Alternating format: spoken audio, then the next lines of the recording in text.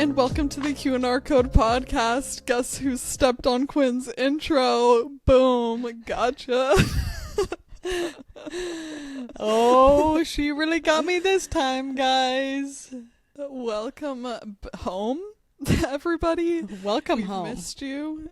I wanted to start out today's class by saying I have been back into the yoga game. I don't remember if I said that on the podcast that I got an unlimited pass. There was a special, back to school special for 3 months, and I'm like, I love it. Even unlimited. for those of you who apparently are not going back to school. Even for non-students, I was student not of being life. I was not being a fibber. That was just available for anyone. Actually, when I say anyone, I think it was one of those specials that's like if you were new to the studio, possibly, which I am. And we did some breathworking class today that I was unfamiliar with. I think that they called it, was it Santily mouth? Quinn, have you seen this? Or Santily mouth. I think that's what it was called, but you go like this and breathe through your rolled tongue. Yes. Yeah, that was funny. I have done that. I did not recall that that's what it was called. I don't know what the purported benefits are, if it's supposed to be like a cooling breath, because it does feel cooling to me to breathe like that with your little tongue rolled up, and have silly goofy fun. Yeah, that's what Not I take literally life so was like, seriously. as part of it, just to be like, loosen up vibes. But I'm still my favorite navigating is lion's breath. Yeah. Do you want to give an example to the pod? I'm just a white girl navigating the yoga space of figuring out where is the balance between appreciating and learning the practice, and where is it not appropriate. And at the end of class, the studio is big on a namaste and bow to each other, and I'm like, on the one hand, I love to acknowledge everyone, say thank you, give my appreciation. On the other, is that where it's kind of like, okay, guys, like, I don't know. It's just a constant learning consideration where I do so enjoy getting to be in the practice. And we were in Shavasana today, and the instructor started doing some chanting, which again, I'm like, lovely. And I don't know, it does feel a little funny when you're a room full of white women with a white woman leading class and telling you your shanti shanties. Yeah. It is a serious consideration between appreciation and appropriation, and I think, I more so can appreciate, and still I have very, very mixed and mostly erring on the side of slightly uncomfortable feelings about, I think Sanskrit being brought into the studio is great because it's like, okay, we're, not being like, oh, only downward dog, only saying corpse pose, only, I think it's great to have the awareness of the Sanskrit words and the meaning behind, as well as like just bringing some of the culture into it. Where I certainly feel uncomfortable is a tank top that says Namaslay all day. Yes.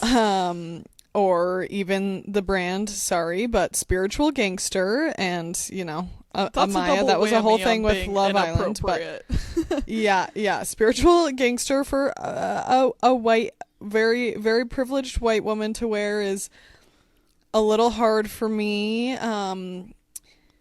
Yes, so I think I actually took a class in college that was, I'm trying to remember what the name actually was, but it literally was about it was on the appropriation of the yogic practice.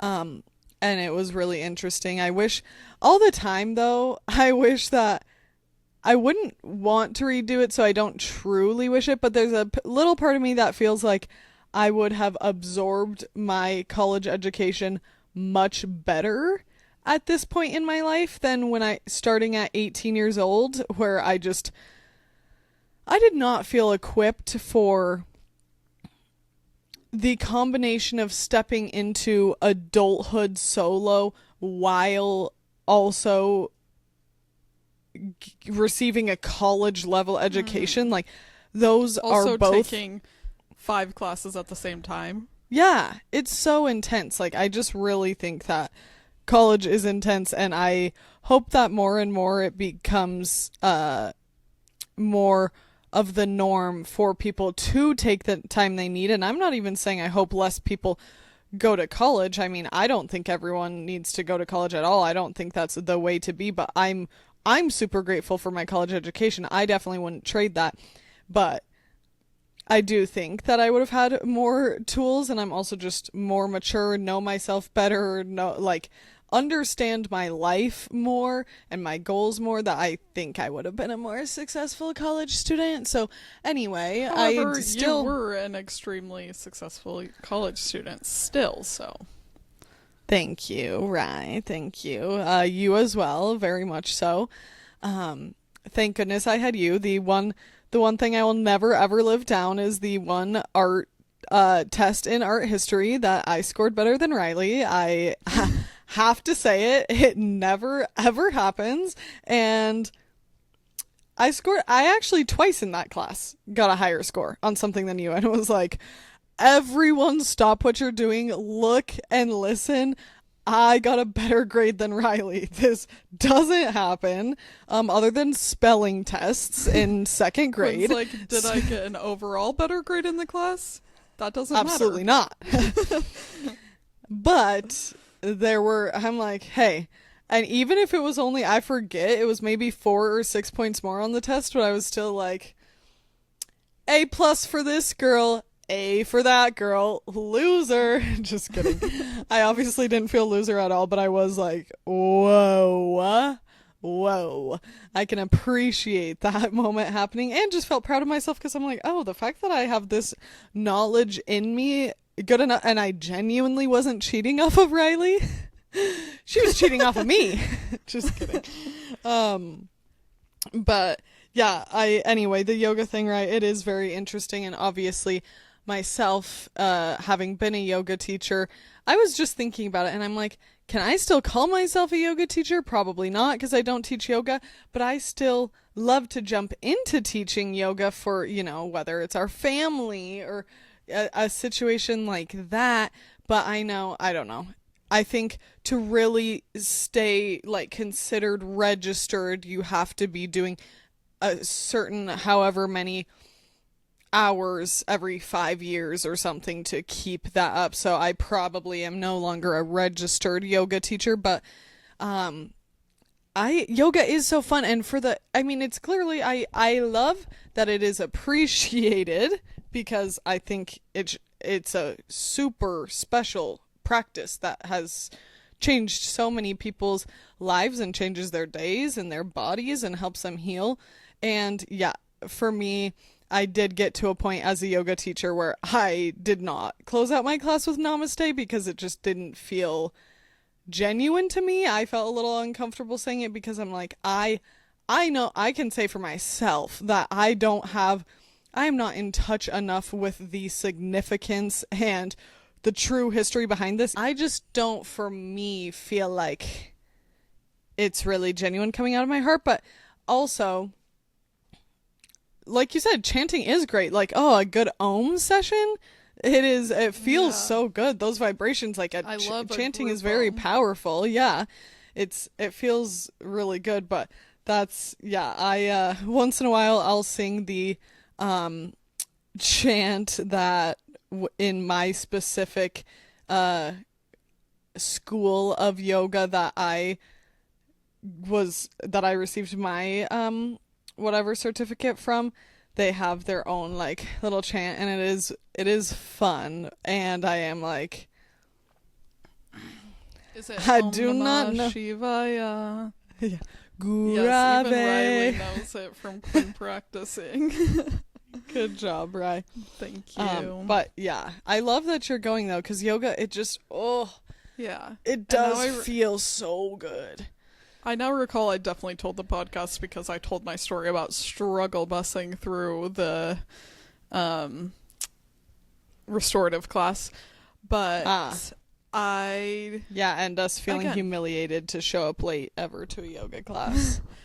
I so appreciate the intention behind, like, if you're taking care of yourself, mind, body, spirit, then that reflects out into the world. But even at the end of class today, they were like, thank yourself knowing that with this practice you heal the world. And I'm like, okay. It's a little bit hard for me to be like, you're welcome, everyone, healed the world with my 60 minutes on the mat. I again know that that's not exactly what they meant, and it goes beyond that, but you're contributing. am someone that's conscientious of the different dynamics of like taking an Eastern practice into a super individualistic culture, because if you think like by keeping just like within what I do in my daily life, like for me personally in my circle of control will like heal everyone else, I just think that it's a little more complicated than that, and it's about like taking those principles of nonviolence, kindness, like all of that out into the world.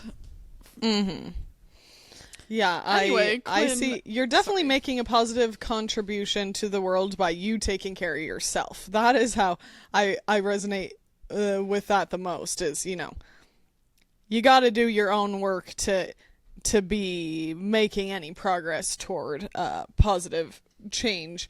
But that proud just of you. Our college talk made me think, do you have like a favorite college course? Do you think you could pick one? I really, really loved our art history classes with our professor, Rachel Saylor, the best woman on earth. Sorry, girl, we're obsessed with you. I love you so much. Girls. I think about you. I hope you know that. When I remember, I looked at our texts a while back, me and Rachel's, which were very few. It's not like we had some super close relationship, but she was comfortable to share, because I think did we cat sit for her or something? Or we did we did something where we went to her house. I don't know. But anyway, I looked back and I had sent her pictures of when I first adopted Pinkerton, like selfies of me and Pinkerton, and I'm like, who did I think I what? She did text me like asking, hoping everything was well and asking for a little update, but I'm like, not me selfie with my dogs, but okay. It's like, update. So I'm like, cute, update, though. literally send her fucking 12 photos. Inappropriate, Quinn, but I'm like, girl, I love you. She seriously, what I love is we've talked about this before, but I'll never stop talking about it, because it was one of the most transformative learning experiences of my life, because of how she put world history into the context of art history. Like, I never understood, and still, again, I'm like, oh my gosh, I would actually love for us to revisit our notes and us to revisit that class, because that is the first time that any of the time periods really made sense to me. Like, it just never clicked for me in middle school or high school. Like, I don't know, it didn't click where I was like, oh yes, I have a firm understanding of this. But learning through art history, that made so much sense to me, because art so often reflects what's the state of the world, and just like looking at it through an artist's lens and being like, and this is the context of what was going on around people at that time. It just clicked so much. And she was also just so great at teaching you how to learn and just keeping it real. And she was never one of those pretentious professors that's like, you better live and breathe this if you care. She was just very much a practical person. Like, kept it real, didn't try to make anyone feel bad, just wanted to encourage people, and I learned very well through that. I also, though, my ceramics class, you know how I feel about wheel throwing. The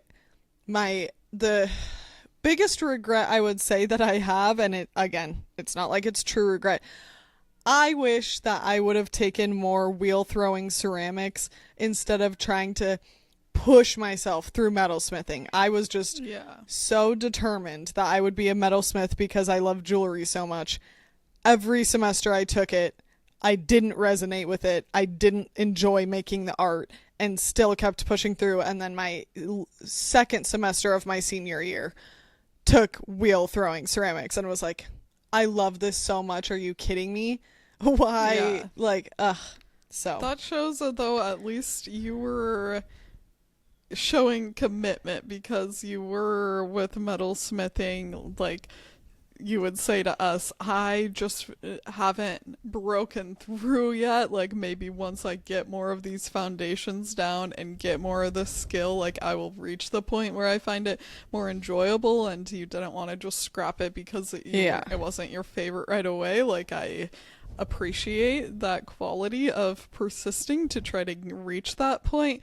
But yeah, that was unfortunate that it just clicked with you so much when you started with ceramics that then you couldn't spend more time pursuing that. And that's unfortunate, especially because having that access that we had in school to that studio, it's just a very unparalleled experience. And of course there are studios where you can go and rent space and whatnot, but it's not so simple. That was such a privilege in school, being part of the art program. You just had your school ID that could let you into the building, and you could just use the space whenever you wanted to, because they knew kids needed to be able to go in there to do projects. Yeah, 24-hour access to our classrooms, like crazy. Yeah. And believe me, I've spent 24 hours in the studio before being like, crazy that my project's due in the morning. I guess I better get working on that. Yeah, I can't say that I spent quite the amount of time on some art projects as they may have deserved, but I'm sorry. I was spreading myself thin trying to do all of my classwork, and I said to Connor the other day, we were just talking about in critique some things some different people had said. And one person, when they were critiquing my piece, was like, it just seems like if you had spent more time on it, you could have really taken it there. I'm like, you know what? Fair. That's a fact. I certainly could have continued to spend more time on this piece. Then again, some of these art students, I'm like, I love that is you, and you are spending hours upon hours to, like, you're an artiste. That is going to serve you extremely well. I love art, and I would love to continue to hone those skills, but not to play the art history student card, but I'm like, I'm not exactly in the same track that you are, and I am also just learning how to draw. Like, a lot of these kids came in and you could tell they've already been, like, they're leagues beyond where I was entering. That's how I felt being a actual studio art student, and people would be like, I spent 55 hours on this. I'm like, okay, so first of all, you timed yourself. You set the timer, which is hilarious to me. But I love that. And you should know, it's great. You take your work very seriously. I love that. But every critique, it was just like literally scarlet letter A on me and everyone else, a good person. I'm like, I am sorry. I have depression, ADHD, OCD, and I'm just fucking trying, and I also have a baby wild Mustang that I'm in the midst of training. Quinn's and like, I'm sorry, I'm working with a concussion right now from on the nog. Like, again, I feel like now I could have really gone strides in my art education, but still, like, it's just really not worth, you know, wishing things were different, because it got me to where I am, and I'm a professional artist, and I love my job so much, and it really equipped me very, very well for it. But it is interesting looking back on college. I mean, it's crazy. You're starting at 18 years old. I felt like a mature 18-year-old, but not like a person ready to like conquer a collegiate education and just life. I think it's a big deal. It's so much work. So seriously, props to anyone that has pursued higher education, and of course props to those who haven't for whatever thing you do. But I do think it's a big deal, and especially people that are first generation.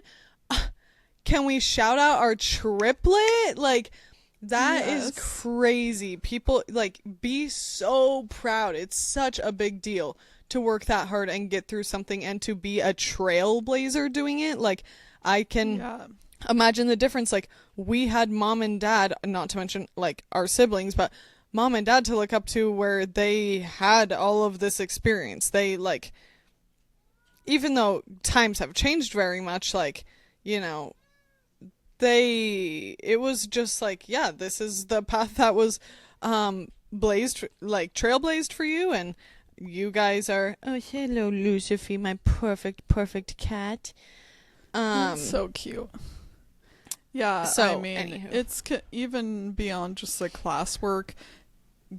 Getting registered for class, understanding like what your requirements are, and translating those, the entire process is not that straightforward. And there were definitely times that I was so grateful for Connor that he had gone through school at the same institution already, so could help clarify some of these things. And when you don't have someone not only to help clarify, but maybe even your family isn't originally like English speaking, or English isn't your first language, and all those other things just add up to make it all the more impressive. And that is certainly something to be celebrated. And I agree with Quinn that college is not the path for everyone, but also there is kind of sometimes an attitude now of minimizing what that achievement is, and it's like, no, that is a really big deal, and it still deserves to be thought of as a huge milestone and an impressive accomplishment, even if that we should kind of re-examine the norm of like that's the best thing you could do or whatever. But I definitely don't think it should be assumed, oh, hey, you're 17, I'm going to talk to you about what college you're going to. Like, I think that's very hard when you're a senior in high school, for it to just be, it's not even like, oh, are you, I remember for us, I never felt like the question was, are you going to college? It was always, what college are you going to? What are you majoring in? And I feel like that's an awful lot of pressure. I think that's just a very academic-minded expectation. But I loved being in school, and it was so intense. I don't know. I was saying to Brayden the other day, I just had always thought I would go on to do, at the very least, a master's, but even a PhD. I loved being in academics, and I thought that was the way to do it. And now, just thinking about that, I'm like, it would be so hard now that I've been out into the world doing what I choose. Like, of course, I have to work my job and do these things, but ultimately I am very much so the master of my fate, that I feel like it would be an extremely hard decision to make, to shift back into that mode of, I know, you're fully committed, you have to take these requirements, or you have to complete your thesis in I don't know. Who knows? But I think you would. No wonder there are. I'm sure. But it's that a big if decision. I wanted to get there, I could. But not that I think this is the correct thing, but I do now understand a little bit parents coming from the perspective of like, I don't want you to take a gap year because you aren't going to want to go back. I don't again agree that that's necessarily the case, but I'm like, yeah, it is definitely easier to have the momentum when you've been in the high school. Once you graduated high school and you've been doing school for that many years, it's like, yes, college is a big level up and it is a big shift, but you're in that mindset, and once you're out of it, you're like, oh, going back to school. Yeah, that amazes me. I think it's so cool, the non-trad students, even LOL, when my previous boyfriend was considered a non-trad student. I made so much fun of him at that point because, as I should, because I was 19 and he was in his late 20s, but that was hilarious. I was like, he came back from classes, the first days of classes, and was like, I was like literally listed on the attendance as like non-trad. I'm like, oh, that's so funny. I didn't know that they like created that designation formally. Yeah, I don't refer to you that way, but also the older but students, it's awesome. Yeah. My point is, like, yes, I made fun of him at that point as a joke, but that is so cool to decide I'm returning back to education, whatever time in your life it may be. Yes. And sometimes you're like, oh, you're crazy. Like the fact that Brayden right now has one of the medical students in his cohort is coming back to med school after he's had, I think Brayden said, maybe like a 15 to 20 year career as a lawyer. So he has been to law school, been a practicing lawyer, and now is doing medical school. I am impressed. And that is amazing that you feel at this time in your life, if you have another calling, to go pursue it. I don't know that if I already had a graduate degree such as law, that I would be able to swallow that pill. Who knows? Yeah, if I do go back to school and do grad school at some point, you guys, Lord help me if it's law or medicine. I used to as if you would do medicine. I would never. You would have. I would never.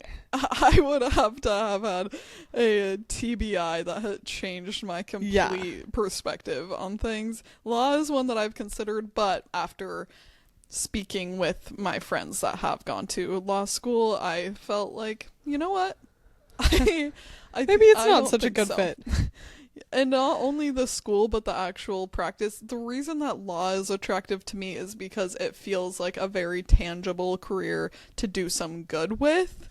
But I don't think that's the only way that you can do some good. So if it's not calling to me, like, I'm so motivated to do it, that's the thing, is if you don't have the strong desire, I just can't understand doing a grad program. I'm not wired to think about the money.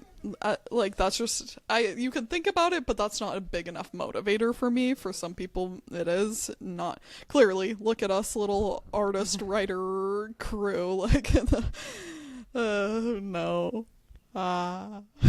You know what is so sweet is when we were little and we thought that maybe I would be a nurse, and you guys, I wish you could picture and understand Riley's and my relationship as little kids. Like, it genuinely is the most heart-filling, touching thing for me to think about, because we've just always loved each other so, so much, and Riley has always been my number one, period, confidence instiller in my life. Like, it actually is going to bring me to tears, because Riley has always been so encouraging of me, so supportive of me, like literally the sweetest, nicest, most reassuring twin on the planet Earth, being like, she She gave me wings so I could fly. Like, truly, Riley, you are my everything, girl. But I remember, like, when you would get a little boo-boo or something, you would get a little cut, and you would bring me the Band-Aid and be like, Quinn, I want you to put it on because you're so good with this stuff. And you would literally would be like, you are like magical with this stuff. And you have brought me a popsicle stick before and been like, you be the one to check the back of my throat. How do things look? Like, as little kids, you just literally would talk to me like I had healing powers and would trust me to be the one dealing with your hardships. It's the cutest, sweetest thing. So I remember for that point in time that I thought I would better. I thought that I would be maybe a nurse, and now I'm like, hey, you nurses, shout out to you. You're awesome. I want nothing to do with that, but I do love to, put my little magic wand on people, and my magic wand is just a tattoo machine, but well, you're a nurse for your little herd. That's true. Very much so. I can't believe how cute she is all curled up in your lap, and I can't believe that she gets a bad rap as a demon baby because she's so preciosa. She's such a good little born cat. I love that now. Sorry. That's okay. I just think that cats are misunderstood, but that being said, there's so many people that are so obsessed with cats and understand them extremely fully, but Lucifer has the energy that I would not be so shocked if one day she, what's the word for it in like Harry Potter, transfiguration, if she transfigured into a person and was full on person, I would be like, actually, that makes sense. She would be a diva icon. Like, businesswoman, does not take any shit, very confident, very loving, and very understanding. Extremely like shiny black long hair. Yes. Oh, but has a white stripe in it naturally. Yes. Amazing. Yes. Would you want to transfigure into a horse if you were able? Would that be the animal you would pick? Or a cheetah? I wouldn't want to be a cheetah because I don't want to be dragging carcasses up trees and like gnawing, getting my face all bloody. That just isn't me. I love cheetahs so much, but I've been reflecting on this more since that's what I always said was my favorite animal growing up. I love so many animals. That's the thing, is we're just such animal people. Zebra was always up there too. It was always like zebra and cheetah, and so the equine came in. But now I'm like, I feel like it's kind of not true to say anything is my favorite animal other than a horse, but I love all equine. So I don't know, maybe a mule. Maybe to get a little bit of my toes right now. my donkey hoof and my horse hoof, get a little mule.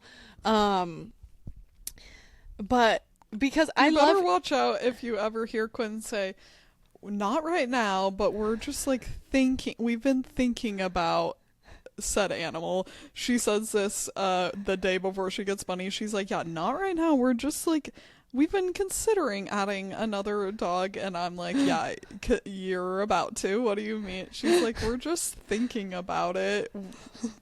Flash to 24 to 48 hours. Hey, how many hours ago did I tell you about a mule? It's been weeks. The mule has been a slower burn process because I'm proud of you guys to take your time, find the right one, but also save up. It's a little bit more affordable to the next day pick up a dog than... Yes, a little bit. But the time wish that you is could pay the shelter fee for a mule, like for picking up a dog. I thought Roger was pretty steep, being from the dog pound, and I think he was like $350, but I am happy to give that money to a shelter that needs help running and whatever, but he had parvo currently, skin infection, like a sick little puppy. I'm like, okay. It's kind of a lot for you. Also turned out to be who he is today. You're like, I should have been paid $350. Yeah, that's designer dog prices. No, the people pay thousands for a dog. It could never be me. I mean, No, never say never. never, I guess, but I just can't imagine. No, I we always can't say remember when we never. were kids and picked up our first family dog, Gracie, from the shelter, and I asked Mom how much she cost, and she was like, $45. I'm like, oh. Okay. So I could crack open the piggy bank and go get a puppy. Gracie was such a cute little puppy. Oh my goodness, gosh. that fluffy Reminds me a little lot puppy. of Bunny's little spirit, but Bunny was and not Pinkerton. as tiny. Yes. Yeah. And it's a very different type of fluff. Bunny came fluffy, but not ever that like inches long fluff like what Gracie had. Oh my gosh. Okay. Speaking of animals. No. What? Speaking of what I Speaking wanted of petting my cat like Dr. Evil. Girl, see, I really appreciate that she maintains her boundaries because she'll be asking me, she literally like, rub up against, and then the second she decides otherwise, she turns around and bites me, but I'm like, I hear you, I do, and I'm sorry I'm not paying as good of attention because I'm podcasting. But Riley, what I wanted to tell you, first of all, let me say this, because then we'll talk more about the next thing. Sean and I have been watching Gilmore Girls. It's our first time ever. I had never watched it. And Sean, I didn't even like ask Sean. I just turned it on because I was making a vat of soup and was like, I want this on because one of my clients was watching it during our tattoo session and I was like, oh yeah, I should try Gilmore Girls this fall. So cute and funny. Sean is obsessed. Sean literally laughs out loud. Have you seen it? No, I've still never seen it either, but everyone always is on Gilmore Girls fall vibes. Yeah. I didn't even know that it was a mom and a daughter. Me neither. Combo. Like, it's their last name is Gilmore. Girls. Okay. Yes. I've heard of course I know that Rory Gilmore is the main character, but okay, see, I didn't even know that much, so you're one step ahead of me. Yes. Rory is the girl and then Lorelai is the mom. Anyway, it's super cute and fun. It's like, I don't even know how to describe it, but you definitely would enjoy watching. And would you say it's kind of sitcom-esque, like a Friends or like anything like that, or more? Well, thank God there's no laugh track, so that would be my first distinguishing feature. But yes, a little bit, because it's like there are the same handful of characters and same, few different settings, but it doesn't feel quite like Friends to me. It's a very different vibe. It feels like you're watching the most important relationship is the mother-daughter relationship between Lorelai and her 13-year-old or something, or high school aged daughter. And okay. Lorelai has the personality is very interesting and different because she was only 16 when she had Rory. So that kind of defines the dynamic a little bit. But yeah, it is sitcom-y in the way of, though, it's like, kind of cheesy but really funny, and just kind of upfront characters. Would you say? No. Heartland feels much more just like... Heartland is kind of soapy, even though it's obviously not a soap, but you know what I mean by that quality of it. A little more of a... It's because that's such a drama, I feel like. That's what too, I was going to say. A little more drama than it being lighthearted, which I don't know how lighthearted Gilmore Girls is, but when I've heard people talk about it, it's always in the context of like a comfort show. Yeah. I would say it's not like it's all just like, sunshine and rainbows. No, it's definitely like they are getting irritated about stuff happening or feel jealous about something or whatever, but it's very, like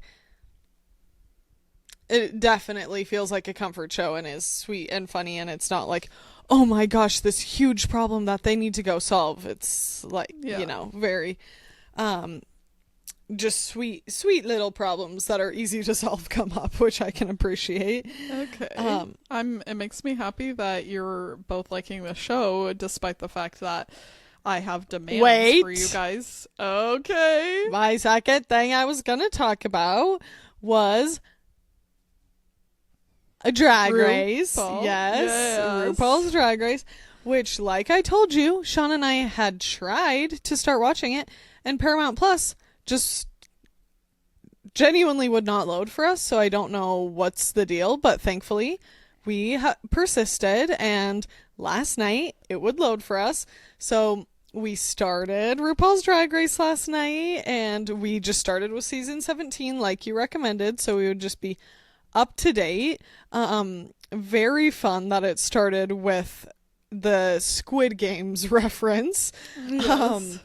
Also intense, because can you imagine being like literally getting all of your drag, like doing the most with, I'm sure, paying so much for your outfit or whatever, and then it's rue light, green light, and you get eliminated before you're ever met or seen on the show would be so disheartening.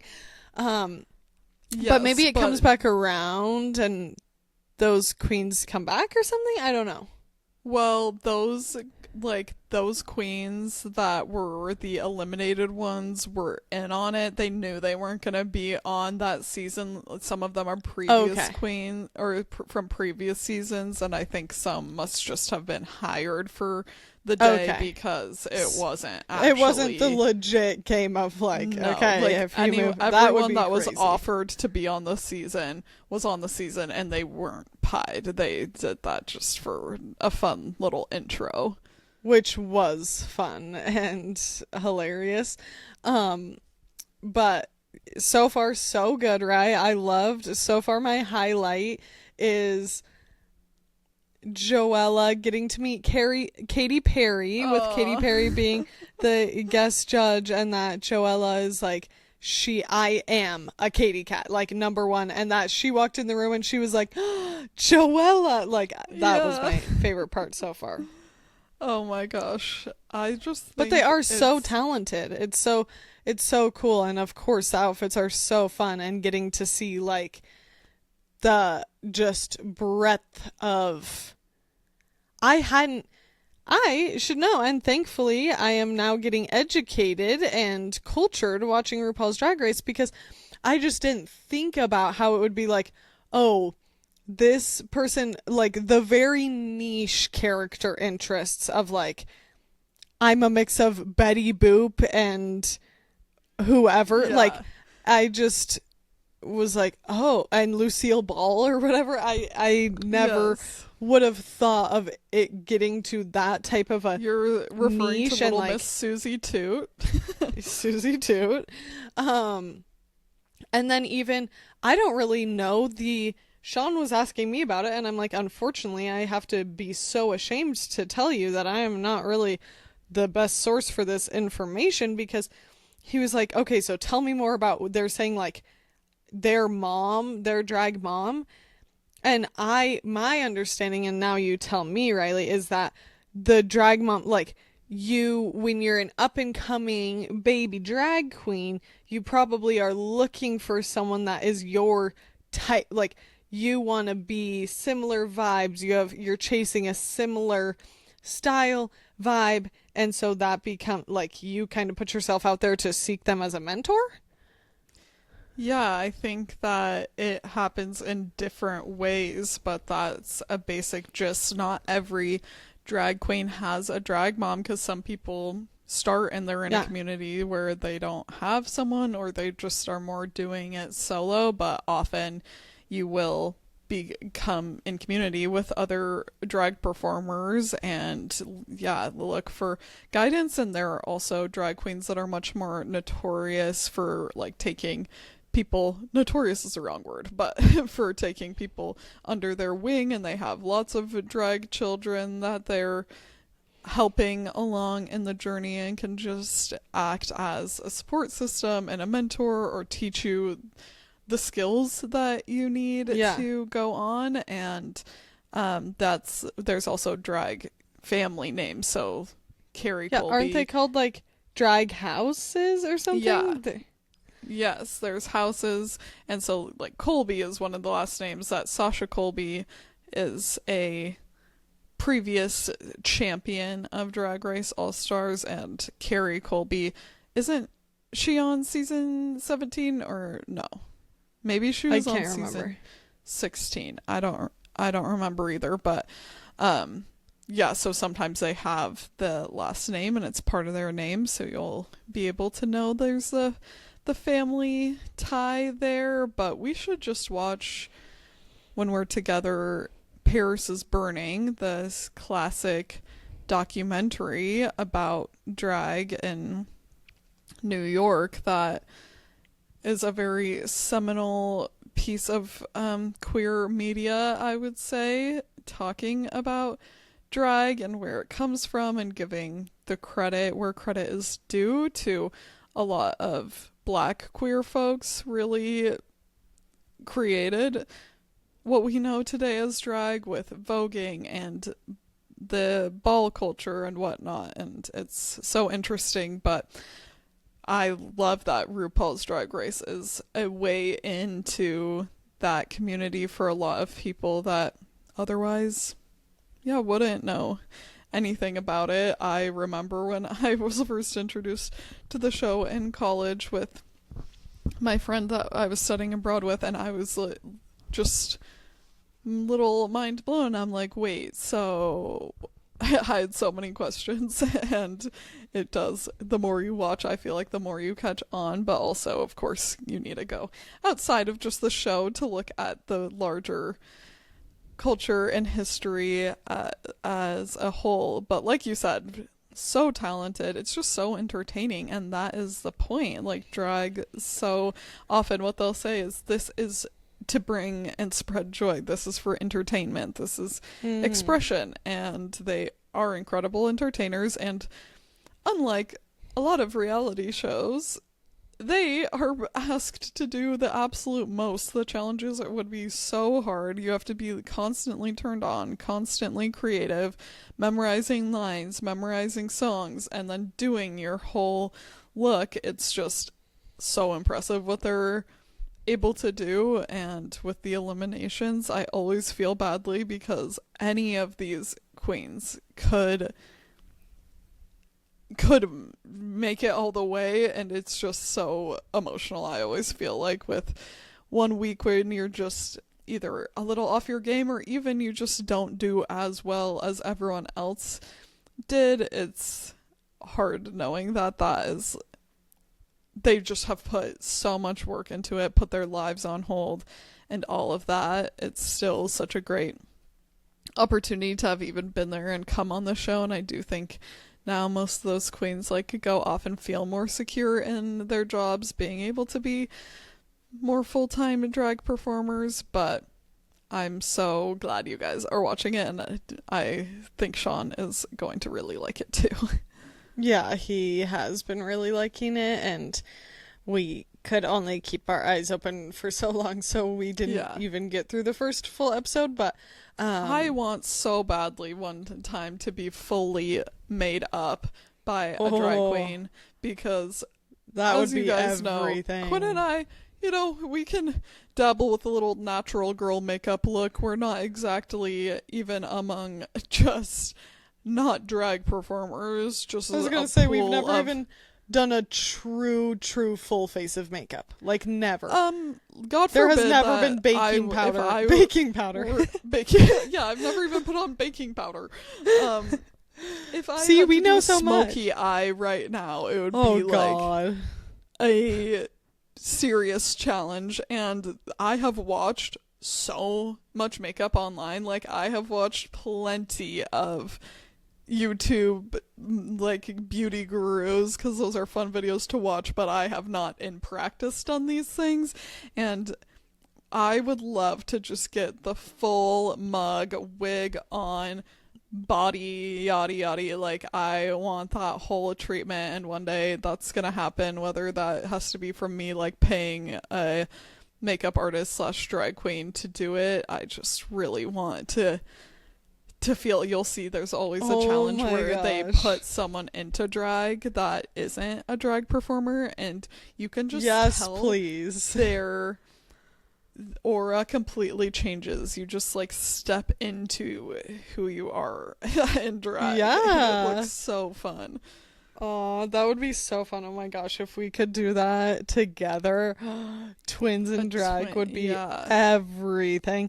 But I love the people that make their own outfits. Like, to me, that resonates with me most. I totally understand that would not be everyone's thing. They clearly have so much else going on that maybe learning to be a seamstress would not be the top of their priority list for everyone. But I love the idea of like truly coming up with your look and like executing it from the conception all the way to having it in its physicality and like fitting it to yourself and everything is so cool.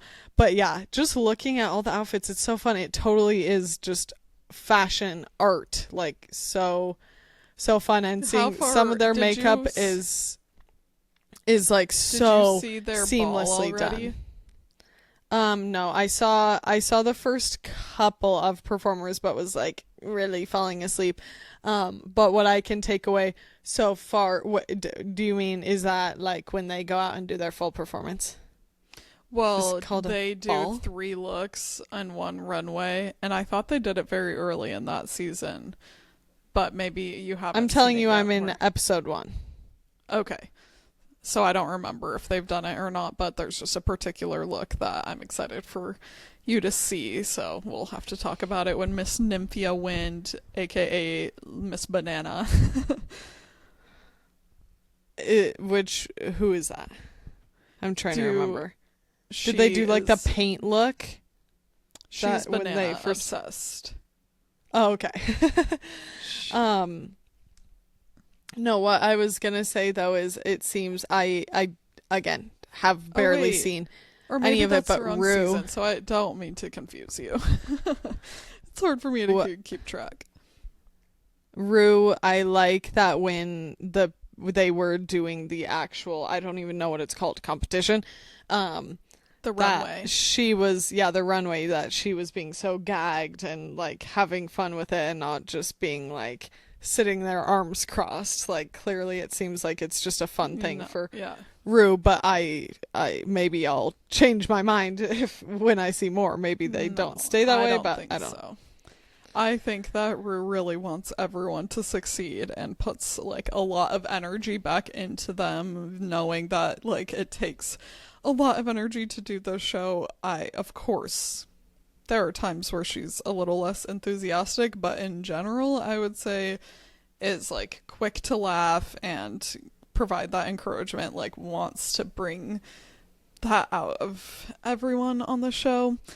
Also, in Media Corner, I guess, I will share that Brayden and I have been watching the Pirates of the Caribbean movies because we felt like watching something a little Halloween-y. She said weenie, lol. I can picture Dad saying that on the other side. And we watched Harry Potter not too long ago. That's kind of a go-to for spooky season for me. As aforementioned in previous episodes, Quinn and I aren't exactly the thriller movie type. And then Brayden and I thought of Pirates of the Caribbean, which sounded so fun. We hadn't seen it in a really long time.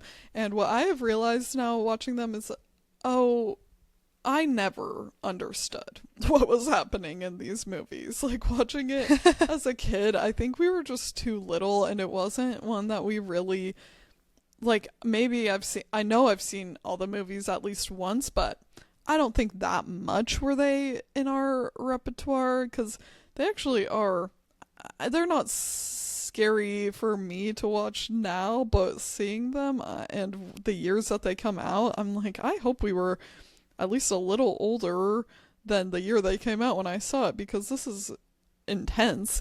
Lots of fighting. Not gory though. Well, sometimes. It is still I a feel like Disney we kids thought movie, but Johnny Depp is trying to find gold and run away with it. yes, that's about as much as I understood, but there's all this like legend and story and everything tied up with it, and I realized, I had no concept of any of that happening, and it's really fun. We love a pirate legend. Who doesn't like a little swashbuckling story? And while I have my own personal feelings on Johnny Depp and don't necessarily think I would be joining his fan club, he does a very good job with this character. He's such a compelling character that it's fun to watch Jack Sparrow, and it's just really impressive, honestly, to see how they made the movie. It's not like they were made in the olden days, but I think the first one, I forget which year, but they were from the ones that we've seen, we've watched the first 3, we've been on a tear. I think they were between maybe 2002 up to 2010 or something. And what? I felt 2002 being the first. Yeah, maybe that's a little too early, but I know the second one was like 2007. So it was at least, maybe 2004. I'm not sure. Yeah, they've been really fun for us to watch, and I just love the sea and sea stories and creatures and legends, and it is a fun little Halloween-y watch without being too on the nose. I love that you guys are doing that. Sean is going to be so excited. He loves those movies and hasn't seen them in so long, and he really, really wants to watch them, so we're so kindred spirits, even states away. So I'll definitely tell him we should watch those, because that'll be fun. You know what else I thought of? Sean saying that we haven't been seeing scary movies. I know that it's different, but I'm like, okay, what is Heretic? Yeah, that is... What about Blink Twice? I think we have watched... It's not that I never watch a scary movie. We have been keeping up a little bit in the zeitgeist. I'm much more happy to watch a psychological thriller like those, though, than a... What are they called? That's like... Horror movie? Bless you. Excuse me.